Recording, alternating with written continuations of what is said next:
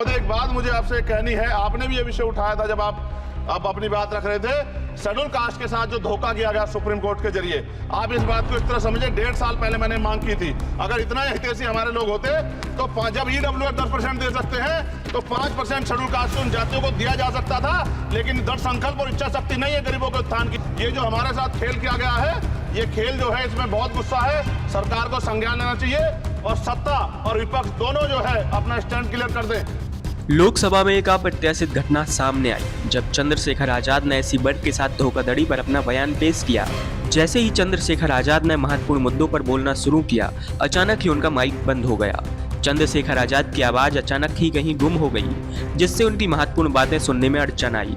यह तकनीकी खराबी उन मुद्दों पर चर्चा को प्रभावित कर रही थी जिसका सीधा संबंध एससी वर्ग के अधिकारों और उनके साथ किए गए कथित धोखे से था। महोदय, देश में भूमि सुधार किया जाए, लाखों बीघा जमीन जो है भूमाफिया ने कब्जाई हुई है, भूमिहीन लोगों को भूमि दी जाए, बिजली के दाम में कटौती की जाए, गरीबों को कम दाम पे जो है बिजली उपलब्ध कराई जाए, ठेकेदारी प्रथा संविदा लेटर एंट्री खत्म की जाए, पक्की नौकरी दी जाए। निजीकरण की वजह से सरकारी नौकरियां लगभग खत्म हो गई हैं। मेरी मांग है और मैंने निजी विधेयक भी पेश किया था कि निजी क्षेत्रों में SC ST की OBC के लोगों को आरक्षण की व्यवस्था कराई जाए और पुरानी पेंशन बहाल की जाए। लोगों के पास एक तरफ सरकारी योजना चलाकर प्रधानमंत्री आवास योजना जो है उसके नाम पर मकान दिए जाने की बात होती है, वहीं दूसरी तरफ लखनऊ के अकबर नगर को तोड़ दिया जाता है। नवी मुंबई में के खार घर में What is his name? Patil. Patil is not from caste.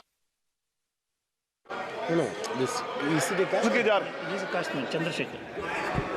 No, this Patil. Mic नहीं है सर, This one, बंद कर रहे हो sir? independent. This is independent. आ गया, धन्यवाद।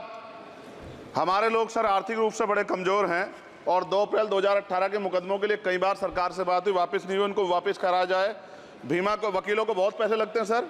भीमा कोरेगांव में 3000 लोगों पे मुकदमे हुए थे महाराष्ट्र में, वो वापस नहीं हुए। पुणे में दीक्षा भूमि जो हमारा गौरव है उसका वहाँ पार्किंग बना के उसको अपमानित किया जा रहा है, इसको बंद करा जाए।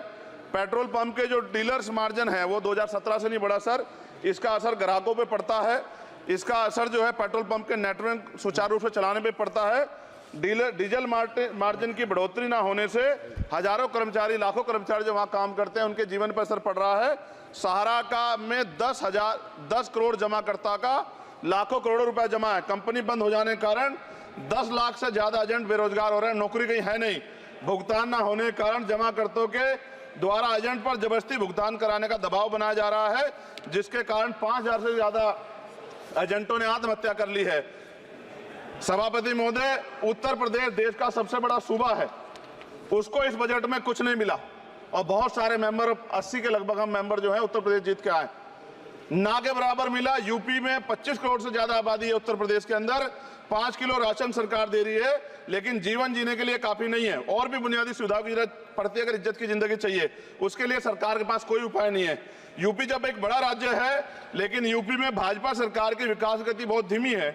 हमारी सरकार से, केंद्र की सरकार से मांग है, हमें यूपी की सरकार की चिंता नहीं है, लेकिन यूपी की जनता की चिंता है। मैं मांग करता हूं कि यूपी को 4 भागों में विभाजित किया जाए। डॉक्टर बाबा साहब अम्बेडकर ने कहा था 1995 में, उनकी बुक है थॉट्स ऑफ लिंग्विस्टिक स्टेट, किताब में कहा था राज्य जितना छोटा होगा राज्य की प्रगति उतनी होगी, जनता को रोजगार मिलेगा और जनता का जीवन संपन्न होगा। मोदी, एक बात मुझे आपसे कहनी है, आपने भी ये विषय उठाया था जब आप अपनी बात रख रहे थे, शेड्यूल कास्ट के साथ जो धोखा किया गया सुप्रीम कोर्ट के जरिए। आप इस बात को इस तरह समझे, 1.5 साल पहले मैंने मांग की थी, अगर इतना हितैषी हमारे लोग होते तो जब ईडब्ल्यूएस 10% दे सकते हैं तो 5% शेड्यूल कास्ट के उन जातियों को दिया जा सकता था। लेकिन दृढ़ संकल्प और इच्छा शक्ति नहीं है गरीबों के उत्थान की, साथ साथ OBC की जातियां उनको भी दिया जा सकता था। ये जो हमारे साथ खेल किया गया है, ये खेल जो है इसमें बहुत गुस्सा है, सरकार को संज्ञान लेना चाहिए और सत्ता और विपक्ष दोनों जो है अपना स्टैंड क्लियर कर दें, क्योंकि दलित समाज, आदिवासी समाज इसको देख रहा है। वो भूलेगा नहीं, जो उनके गले काटने का काम करेगा उनको भूलेगा नहीं।